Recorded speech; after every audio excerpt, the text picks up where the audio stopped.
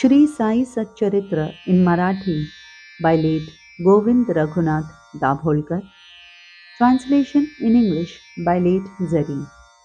Adhyay 21, OV 23. पूर्वील मामलतीचा मान तैसेच पूर्वील प्रांता समान वैभव आता येना दिसून नोकरी कसून करताही. In the olden times, the Mamlatdar was respected and the collector was honored. But that grandeur is no more, though one works hard.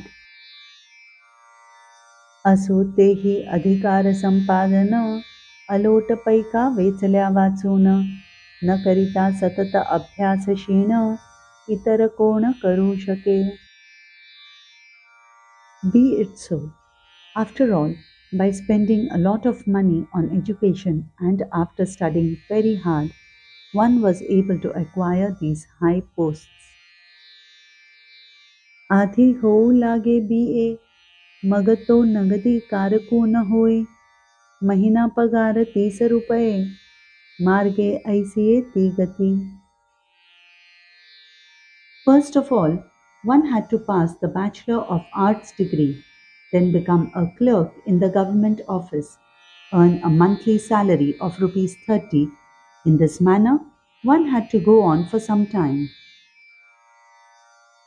यथा काळ घाटावर जावे, जमीन मापणी काम शिकावे, मोजणीदारामध्ये राहावे, पास व्हावे परीक्षे. During the course of time, he had to go to the ghats, learn the surveyor's work and live amongst them, measure lands and pass departmental examinations. पुढे जेव्हा एकादी असामी, स्वये जाईल वैकुंठ धामी, करील आपुली जागा रिकामी, पडेल कामी ती याच्या. Later on, if a higher official in the service died, leaving his position vacant, then he would be able to get that post. आता असो हे चरहाट, कशास पाहिजे नुसती वटवट, ऐशा एकास साईची भेट, झाली ती गोष्ट परिसावी.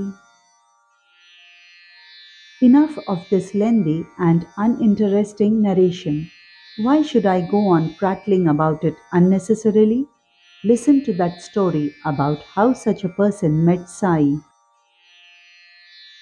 बेळगावा निकट देख, ग्राम आहे वडगाव नामक, आले मोजणीदाराचे पथक, मुक्काम एक तैकेला. Near Belgaum, there is a town called Vadgaon. A team of surveyors had camped there. गावी होते एक सत्पुरुष, गेले तयाचे दर्शनास, चरणावरी ठेवले शीस, प्रसाद आशीष पावले. In this town, there was a saint staying there. They went to take his darshan, bowed their heads at his feet, and received his blessings. त्या सत्पुरुषाचे हातात होता निश्चळ दासकृत, विचारसागर नामक ग्रंथ, जो ते वाचित तै होते.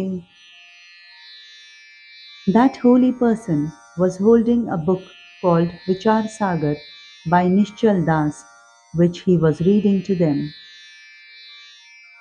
पुढे काही वेळ जाता, येतो म्हणून निघू लागता, ते साधू जे वदले उल्हासता, तया गृहस्था ते परिसा. After a while, when these people started to take his leave, the saint spoke to that particular gentleman with great delight. Listen to that. बरे आता आपण यावे, या ग्रंथाचे अवलोकन करावे, तेणे तुमचे मनोरथ पुरावे, असावे हे लक्षात. You may leave now, but be sure to read this book, by which your wishes will come true. Bear this in mind.